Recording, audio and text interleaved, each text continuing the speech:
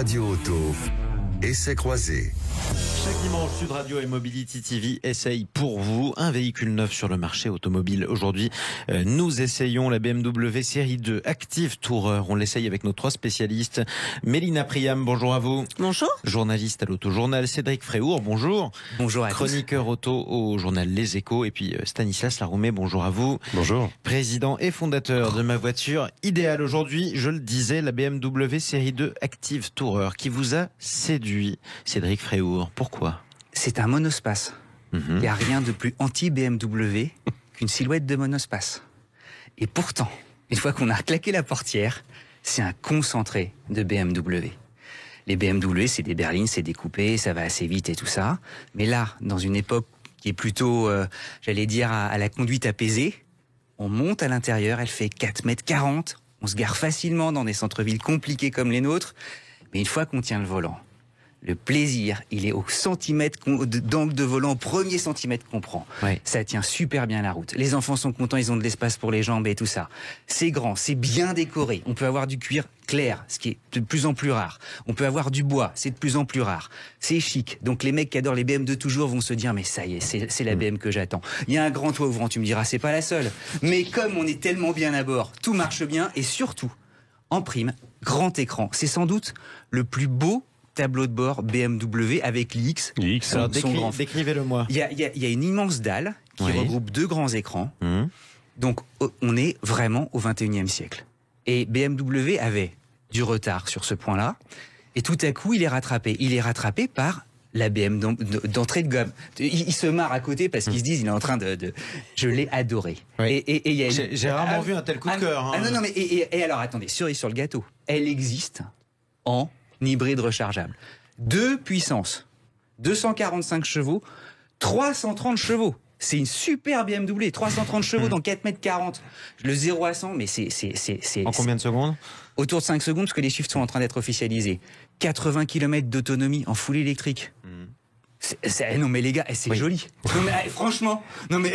Alors, et alors le prix Ah bah non, c'est pas cher, c'est une BMW. Exactement, voilà. Ça y est, je vous ai lancé, allez-y maintenant. Non, vous avez le vachement beau. Stanislas Laroumet a fait la moue pendant à peu près toute votre déclaration d'amour. Non, c'est trop cher. Non, 34 200 € en tarif de base, oui, on est bien chez BMW. Logique. Ouais. Alors, Cédric, non mais il a raison, c'est un bon monospace. C'est un très bon monospace. Et BMW a raison d'investir ce segment que tous les constructeurs désertent. Alors si on veut un monospace un peu compact et premium, il y a Mercedes et eux. Il faut savoir que BM, ils ont vendu quand même 400 000 série 2 Active Tourer de la première génération. Celle-là, elle ressemble vraiment à l'ancienne. Bon, moi j'ai quand même un gros bémol. Et avec toutes les BM actuelles, c'est calandres gigantesques. Bientôt, on conduira des radiateurs. C'est pas possible. C'est énorme. Particulièrement frappant quand on la regarde. On ne peut pas la rater. Ça rappelle presque la Velsatis.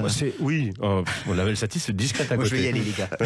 Non, après, oui, c'est un très bon monospace. Alors, moi, j'ai essayé la 220i, donc 3 cylindres, 170 chevaux, et j'avais quand même beaucoup de pertes de motricité, même sur sol sec. Pour ceux qui sont en train de passer le permis, qu'est-ce que vous entendez par perte de motricité ? Quand vous accélérez un petit peu énergiquement, vous avez les roues avant, parce que c'est une traction, BMW traction, vous avez les roues avant qui patinent. Et ça, c'est un peu gênant sur une voiture aussi moderne. Alors, à contrario, c'est très confortable. Et donc généralement les voitures avec l'amortissement un peu souple ont des motricités un peu défaillantes. Et quand on parle d'accélération un peu nerveuse, on pose toujours la question à Mélina Priam. Le confort de conduite de cette BMW série 2 Active Tourer. Alors, je suis désolée Cédric, mais pour les BMistes puristes, les vrais de vrais, c'est pas une BMW. Parce que, Stan l'a dit, c'est une traction. Oui. Donc voilà, ce sont les roues avant qui entraînent. C'est des intégristes, hein, les gars. Et donc les puristes n'aiment pas les tractions chez BM. Une BM, c'est une propulsion normalement. Voilà, maintenant c'est un monospace, ça n'est pas la seule BM traction désormais. Moi, ça ne me gêne absolument pas. C'est une voiture qui est plaisante à conduire. Maintenant, en termes de moteur, on est quand même sur des petits 3 cylindres. C'est pas des grosses motorisations. Et c'est une auto, je suis d'accord avec Stan, qui est horriblement chère si on la veut bien équipée. Comme sa concurrente, la Mercedes, exactement. La classe B. Tout à fait. On est sur une gamme. Alors, ce qui est bien, c'est qu'effectivement, c'est bien et c'est étonnant, c'est que ce sont les constructeurs allemands qui perpétuent je vais dire la tradition maintenant du monospace, alors que les Français, qui étaient historiquement, enfin, le Scénic a été un véhicule pour Renault qui a été un carton absolu. Oui, le Scénic et puis le Renault Espace. Et le Renault Espace. Qui l'ont inventé. C'est les Français qui ont presque inventé effectivement le genre. Les Allemands y allaient à reculons et maintenant il n'y a plus qu'eux quasiment.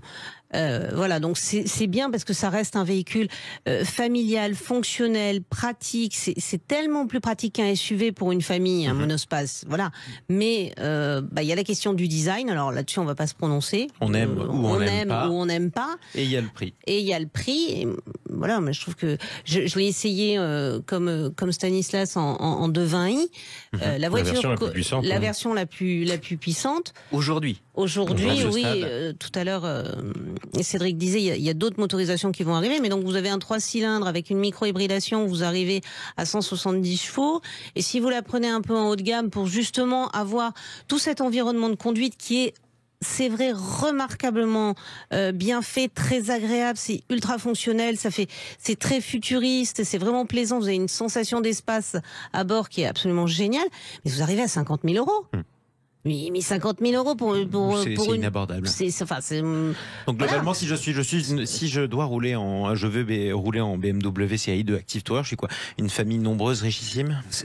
Nombreuse quand même pas, parce que ça reste un petit monospace. Hein. En fait, il faut avoir des points de repère en tête. Quand les voitures particulières, elles s'achètent quand on a 57 ans. Voilà. Et en fait, ce type de voiture-là, c'est ce qui s'appelle des business cars. C'est des voitures que les entreprises achètent. Elles vont les louer. Et un bon loyer, c'est 1% du prix facial. Et un meilleur loyer, c'est souvent 0,8%. La BMW, au plan européen, ils vont pousser la voiture. Pousser, donc ça ce veut serait dire une voiture en entreprise. Donc, en Entre entreprise, 300 et 500 euros par mois. Ouais, elle va cartonner. Quel type d'entreprise a besoin d'un monospace qui est typiquement une voiture familiale? Jean-Marie, un truc. Oui. Vous dirigez une grosse société, vous allez commander pour vos collaborateurs, ce que je vous souhaite un jour, vous êtes super successful et tout ça, et vous vous dites, tiens, je vais comme loyer, j'aurai à vous accorder, j'ai fait mes comptes, j'ai 400 euros par mois.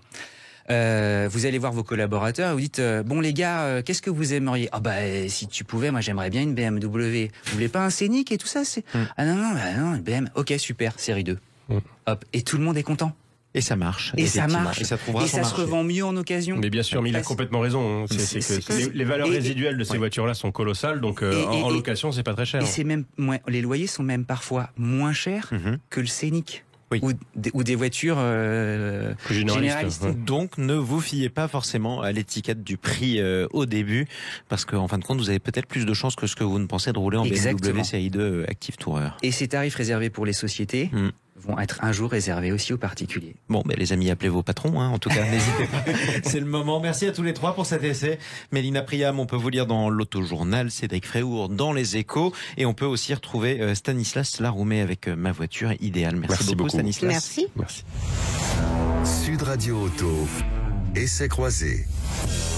Votre rendez-vous automobile hebdomadaire sur Sud Radio avec nos partenaires de Mobility TV. Si vous avez emprunté la route ce week-end ou si vous l'empruntez en ce moment même, impossible, difficile en tout cas de ne pas en croiser une.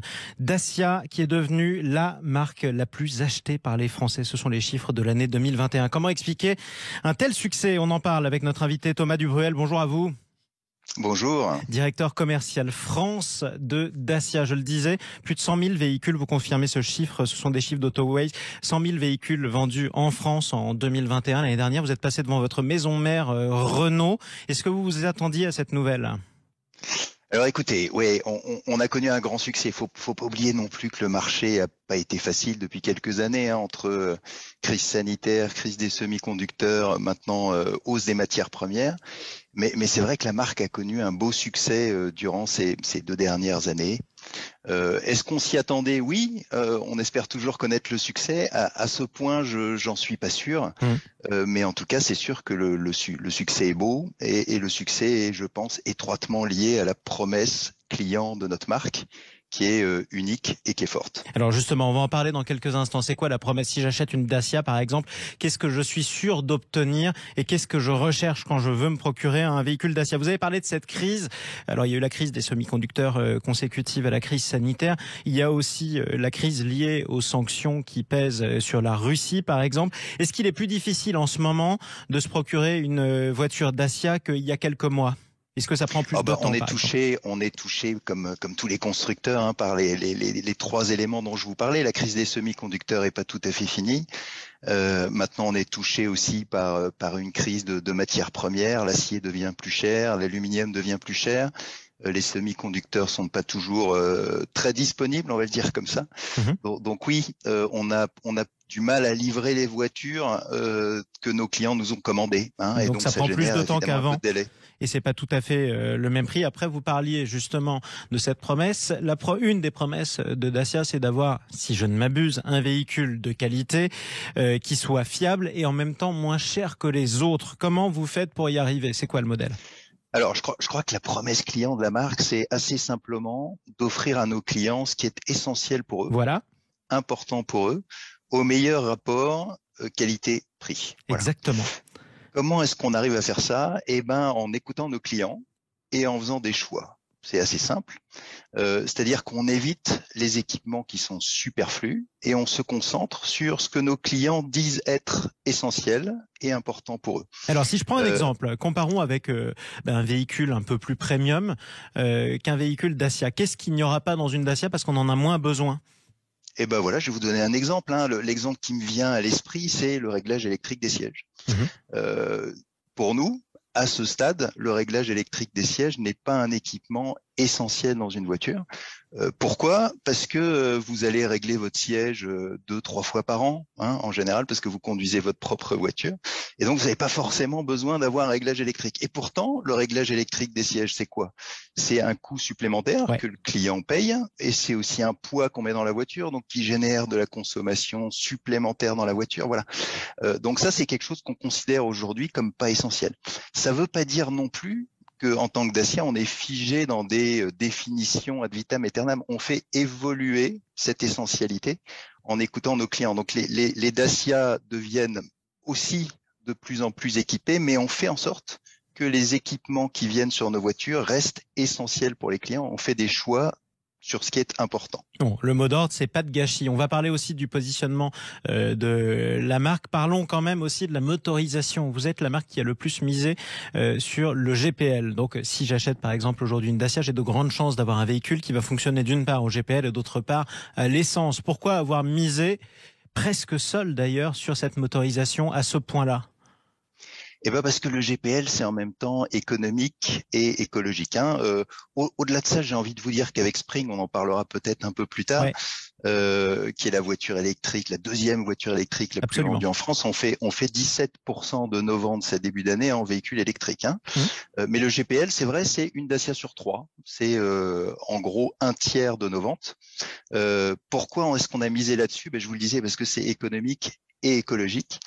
Écologique parce que en gros ça émet 10% de moins de CO2 qu'un moteur essence équivalent, et économique parce que vous faites des économies en même temps sur la carte grise et en même temps sur le coût d'usage, vu que vous allez payer 1 litre de GPL en gros un petit peu moins d'€1 quand on sait que le prix de l'essence lui-même atteint quasiment le double. Autre avantage aussi d'ailleurs d'avoir un véhicule qui fonctionne en partie au GPL, c'est que dans certaines grandes villes, le stationnement est gratuit. Ça vous permet aussi d'avoir la bonne vignette, celle qui sera pas concrètement virée de la grande ville dans quelques mois. Ce qui m'amène à cette autre question. Est-ce que, par exemple, un Dacia Duster ou un Dacia Sandero est plutôt fait pour le Français qui habite dans une rue ou c'est dans une ville où c'est difficile de se garer, exemple Toulouse ou Marseille, ou est-ce qu'il est plutôt fait pour celui qui habite dans un pavillon dans la France périurbaine? Vous visez qui? Écoutez, je crois qu'on a élargi notre offre de produits aujourd'hui à quatre produits qui fonctionnent bien. Et plus seulement sur les petites voitures. Donc maintenant, on est arrivé, comme je vous l'ai dit tout à l'heure, sur des voitures électriques. Et là, évidemment, on s'adresse à des clients différents d'auparavant. Là, on vient de lancer le nouveau Jogger, qui est une voiture familiale, qui a 5 ou cette place, hein, Absolument. qui est aussi la familiale au meilleur prix de marché. Et donc, on s'adresse à des clients qui sont à une clientèle qui est de plus en plus large. Évidemment, un jogger, ça va être plutôt une première voiture d'une famille, qu'elle soit en ville ou pas d'ailleurs. Hein. La Spring, ça sera plutôt une deuxième voiture sur une clientèle un petit peu plus jeune, en général sur des zones plutôt périurbaines. Voilà, donc on a un champ de clientèle qui s'élargit de plus en plus. Quels sont les prochains modèles? Ceux qu'on ne connaît pas encore chez Dacia, par exemple? Alors, on en a lancé quand même pas mal ces derniers temps. Hein. Donc, on a lancé la nouvelle Sandero, qui est la voiture la plus vendue à particulier, vous l'avez dit tout à l'heure. Le Duster, qui est notre modèle historique qu'on a renouvelé en octobre dernier. On a lancé aussi Spring fin d'année dernière, Jogger en tout début d'année. Donc voilà. Vous allez vous reposer un peu et voir si ça marche bien. Non, mais je peux répondre à votre question malgré tout. Cette promesse client qu'on a initialement fait sur les petites voitures, on l'a élargie aux véhicules électriques, on l'a élargie maintenant aux voitures familiales, et demain, on l'élargira aux voitures un peu plus grandes, donc SUV, qui sont du segment C, qui sont des voitures qui sont d'un segment un peu plus haut. Et ça arrivera, c'est pas pour tout de suite, mais d'ici, on va appeler ça quelques années. Oui, Dacia ira avec exactement la même promesse client d'offrir l'essentiel à ses clients au meilleur rapport prix-prestation sur du segment C, c'est-à-dire sur des voitures qui sont un peu plus grosses. Donc vous allez continuer aussi la montée en gamme. On peut en venir à l'historique de Dacia en France, par exemple. La première Dacia qu'on a vu arriver en France, c'était la Dacia Logan. Oui. Plus ça va, plus on constate que la marque Dacia aussi produit des véhicules qui peuvent concurrencer directement, y compris votre maison mère Renault, non? Alors, ce qui est intéressant, c'est que finalement, chez Dacia, on arrive en même temps à très bien fidéliser nos clients.